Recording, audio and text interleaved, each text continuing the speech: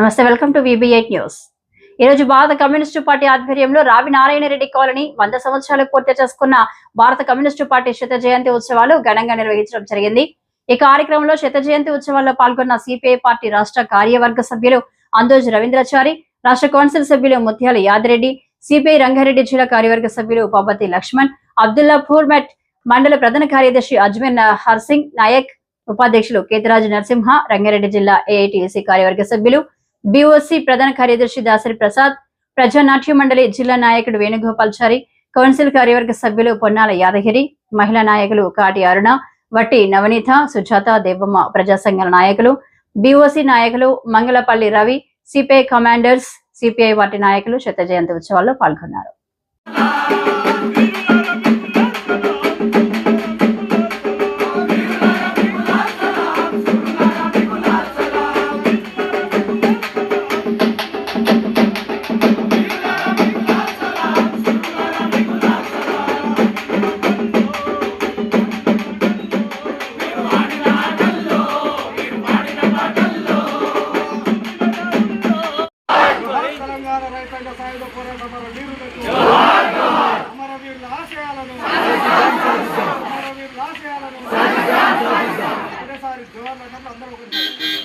ప్రజల కోసం భారత త్యాగాలు చేసిన అమరవీరులకు, భారత కమ్యూనిస్ట్ పార్టీలో ప్రజల కోసం ప్రాణ త్యాగాలు చేసిన అమరవీరులకు, జోహార్ అమరవీరులకు, పాకిస్తాన్ అమరవీరులకు ఆశయాలను,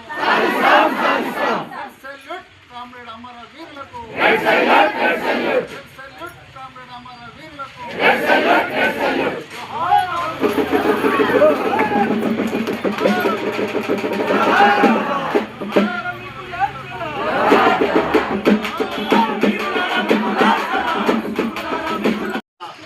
సంవత్సరాల శుభాకాంక్షలు అందరికీ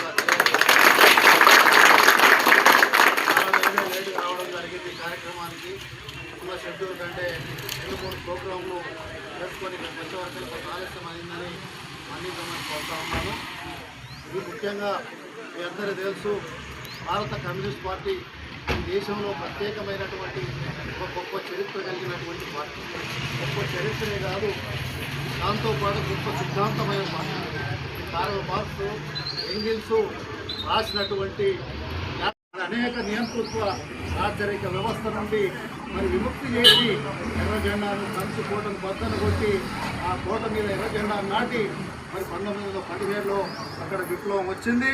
ఆ విప్లవాన్ని స్ఫూర్తిగా తీసుకొని మన భారతదేశంలో కూడా 200 సంవత్సరాలు పరిపాలిస్తున్న బ్రిటిష్ పాలన ఈ దేశం నుండి మరి పోవాలని, ఈ దేశానికి సంపూర్ణ స్వాతంత్రం కావాలని మరి కొంతమంది మహానాయకులు మరి కలిసి ఉత్తరప్రదేశ్లో కాన్పూర్లో మరి 1925లో మన పార్టీని స్థాపించడం అనేది ఈ సందర్భంగా మీ అందరికీ కూడా గుర్తు చేస్తా ఉన్నాను.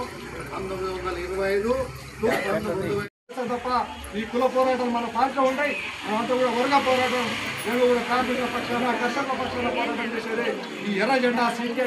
ఇలా మరొకటే చెప్తాను, ఉత్సవాల సందర్భంగా నచ్చలే సోదరులు కూడా విజ్ఞప్తి చేస్తూ ఉన్నాం. నిజంగా మీరు అనవసరమైన సాగులు చేస్తూ ఉన్నాం. ఈ సాగు కోసం మార్గదర్శకత ఎందుకంటే ఈరోజు మన దగ్గర ఆయుధాలు ఇవాళ తెలంగాణ ప్రభుత్వం దగ్గర టెక్నాలజీ పెరిగిపోయింది కాబట్టి నక్సలైట్ సోదరులు కూడా విజ్ఞప్తి చేస్తా ఉన్నాం. మీరు అందరూ జనజీవన సంవత్సరం కలుతున్నాం, ఓటు అనే ఆయుధంతో ఈ ప్రభుత్వాన్ని కుట్టకుంటున్నాం.